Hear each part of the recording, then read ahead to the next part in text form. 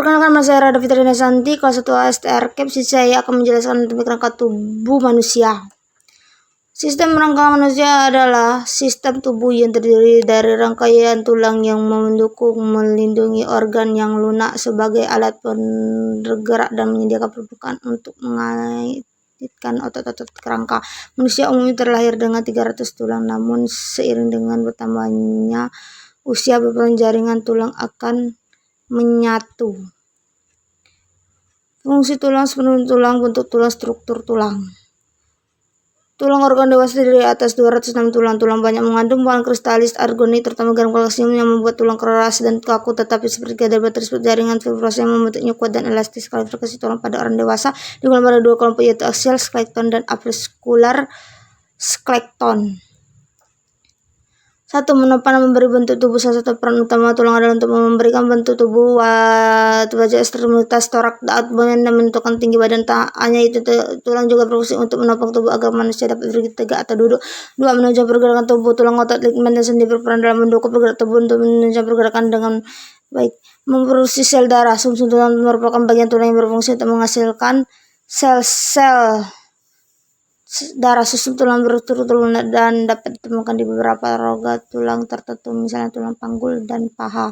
Selain menghasilkan sel darah, sumsum tulang juga berfungsi untuk menghancurkan sel-sel darah yang sudah tua. 4. Menyimpan mineral. Sistem rangka manusia menyimpan dua mineral penting, yaitu kalsium dan fosfor.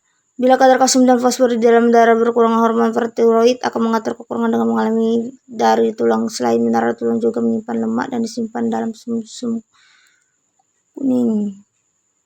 Lemak dalam jaringan ini dapat dipecah dan digunakan untuk teknis jika diperlukan. 3 sel penyusun tulang. 1. Osteoblas berfungsi dalam pembentukan tulang dengan mengekspresikan matrik tulang. Matrik tulang tersusun atas 58% kolagen dari 2 substansi dasar atau glumulus glycan atau asam polikarida dan poteglikan. Matrik tulang merupakan tempat garam-garam mineral ditimbun, terutama kalsium, fluor, magnesium, dan fosfor.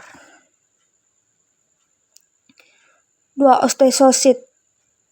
Sel-sel tulang dewasa dapat sebagai pemeliharaan fungsi tulang dapat terletak pada osteosit. Matrik tulang osteosit fungsional mikroskopik. Tulang dewasa di tengahnya terdapat kapiler dan sekeliling kapiler terdapat matrik tulang yang disebut lamela. Dalam lamela terdapat osteosit yang memperoleh nutrisi lewat proses berlanjut ke dalam kuli yang halus, kanal yang menghubungi dengan pembuluh darah yang terletak kurang lebih 0,1 mm. 3. Osteokolas. Sel-sel besar berarti banyak mineral. Matrik tulang dapat diabsorpsi pengaturan dan modeling tulang, tidak seperti osteoblas dan osteosit. Osteokolas untuk mengikis tulang, memecahkan jaringan tulang yang sudah tua saat jaringan tulang baru tumbuh. Bentuk-bentuk tulang. Tulang panjang, tulang pendek, tulang pipi, tulang irregular, tulang sesamoid. Tulang panjang memiliki rongga, bertanggung jawab sebagai penopang rangka tubuh. Fungsi sebagai alat ungkit dari tubuh dan memungkinkan untuk bergerak. Contoh tulang panjang yaitu tulang paha, femur, tulang betis, fibula, tulang kering, tibia, serta tulang yang membentuk lengan yaitu humerus, ulna, dan radius. Tulang pendek ukurannya kira-kira sepanjang lebar dan berbentuk seperti dadu atau bundar. Tulang ini memungkinkan manusia untuk bergerak. Contoh tulang pendek yaitu tulang yang membentuk pergelangan kaki, tarsal, dan tulang membentuk pergelangan tangan, karpal. Tulang pipi. Tulang pipi memiliki ukuran yang sangat tipis, tapi ukurannya membentuknya sangat bervariasi. Fungsi sebagai pelindung orang vital dan menyediakan permukaan luas untuk kaitan otot-otot, merupakan tempat penting hub hemostasis. Tulang pipi tersusun dari tulang caecellus di antara dua tulang kortikal. Contoh tulang pipi antara lain tulang rusuk, rib, tulang tengkorak cranial, tulang dada sternum, dan tulang belikat scapula. Tulang tidak teratur. Tulang tidak teratur memiliki bentuk yang tidak sesuai dengan tulang panjang, pendek, atau pipi. Contoh tulang ini adalah tulang belakang vertebral, tulang sternum, tulang ekor, tulang kita, serta sebagian tulang yang membentuk wajah seperti tulang biji sphenoid, tulang pipi, dan tulang etmoid.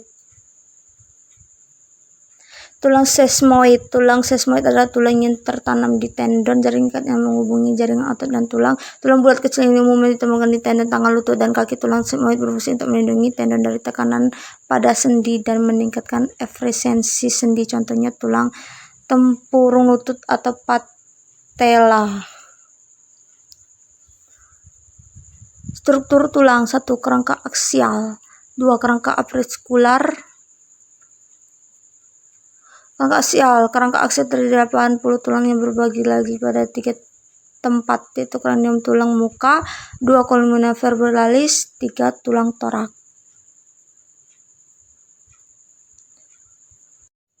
Kerangka aksial kranium dan tulang muka. Tulang wajah, tulang nasal bagian dari tulang hidung.